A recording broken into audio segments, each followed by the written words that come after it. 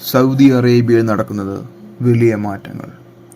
Saudi അറേബ്യയുടെ കിരീടാവകാശിയും പ്രധാനമന്ത്രിയുമായ Muhammad bin Salman എന്ന MBS അധികാരത്തിൽ വന്നതിന് ശേഷം സൗദി അറേബ്യയിൽ വലിയ രീതിയിലുള്ള സാമ്പത്തിക, സാമൂഹിക, ഭരണപരമായ മാറ്റങ്ങളാണ് വരുത്തിയത്. വിഷൻ 2030 എന്ന പദ്ധതിക്ക് കീഴിലാണ് ഈ മാറ്റങ്ങളെല്ലാം നടപ്പിലാക്കുന്നത്. അദ്ദേഹം വരുത്തിയ പ്രധാന മാറ്റങ്ങൾ എന്തൊക്കെയാണെന്ന് നമുക്ക് നോക്കാം.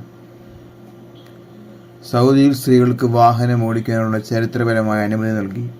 സ്ത്രീകൾക്ക് യാത്ര ചെയ്യുവാനും ജോലി ചെയ്യുവാനും ബിസിനസ് തുടങ്ങുവാനും പുരുഷനായ രക്ഷകർത്താവിൻ്റെ അനുമതി വേണമെന്ന നിബന്ധനകൾ എടുത്തു മാറ്റി. ബാങ്കുകൾ, വ്യോമയാനം, അതിഥിസൽക്കാരം, സൈന്യം തുടങ്ങിയ മേഖലകളിൽ സ്ത്രീകളുടെ പങ്കാളിത്തം വൻതോതിൽ വർദ്ധിപ്പിച്ചു. പൊതുസ്ഥലങ്ങളിൽ സ്ത്രീകളും പുരുഷന്മാരും ഒരുമിച്ചിരിക്കുന്നതിനുള്ള ജെൻഡർ സെഗ്രിഗേഷൻ നിയന്ത്രണങ്ങൾ ഒഴിവാക്കി.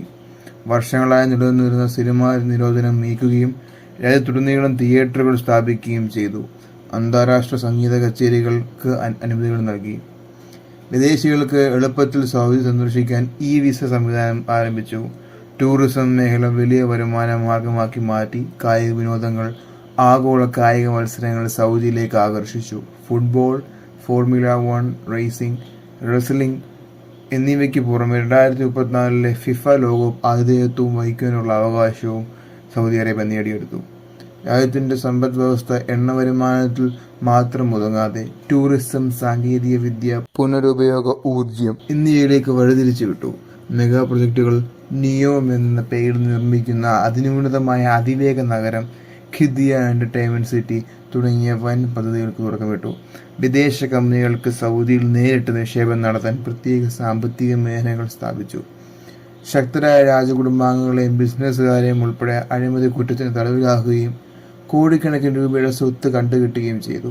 രാജ്യത്തെ കടുത്ത യാഥാസ്ഥിതിക മതനിയമങ്ങളിൽ ഇളവ് വരുത്തി സഹിഷ്ണുതയുള്ളൊരു മിതവാദ ഇസ്ലാമിക അന്തരീക്ഷം വളർത്തിയെടുക്കുമെന്ന് പ്രഖ്യാപിച്ചു. മതകാര്യ പോലീസായ മുത്തവയുടെ അധികാരങ്ങൾ വെട്ടിക്കുറച്ചു. സ്കൂൾ പാഠ്യപദ്ധതികൾ ആധുനികവൽക്കരിക്കുകയും കൂടുതൽ തൊഴിലധിഷ്ഠിതമാക്കുകയും ചെയ്തു. ഈ പുരോഗമനപരമായ മാറ്റങ്ങൾക്കൊപ്പം തന്നെ തനിക്കെതിരെ ശബ്ദമുയർത്തുന്ന രാഷ്ട്രീയ എതിരാളികളെയും മനുഷ്യാവകാശ പ്രവർത്തകരെയും കടുത്ത രീതിയിൽ അടിച്ചമർത്തുന്നു എന്ന വിമർശനവും MBS നേരിടുന്നുണ്ട്. മാധ്യമ പ്രവർത്തകൻ ജമാൽ ഖഷോഗിയുടെ കൊലപാതകം ഉൾപ്പെടെയുള്ള വിഷയങ്ങളിൽ അന്താരാഷ്ട്ര തലത്തിൽ അദ്ദേഹം വലിയ വിമർശനങ്ങൾ നേരിട്ടിരുന്നു. വീണ്ടും ഒരു പുതിയ വീഡിയോയുമായി കാണും വരെയും എല്ലാവർക്കും നന്ദി. ചാനൽ സബ്സ്ക്രൈബ് ചെയ്യാത്തവർ സബ്സ്ക്രൈബ് ചെയ്ത് ലൈക്ക് ചെയ്ത് സഹകരിക്കുക.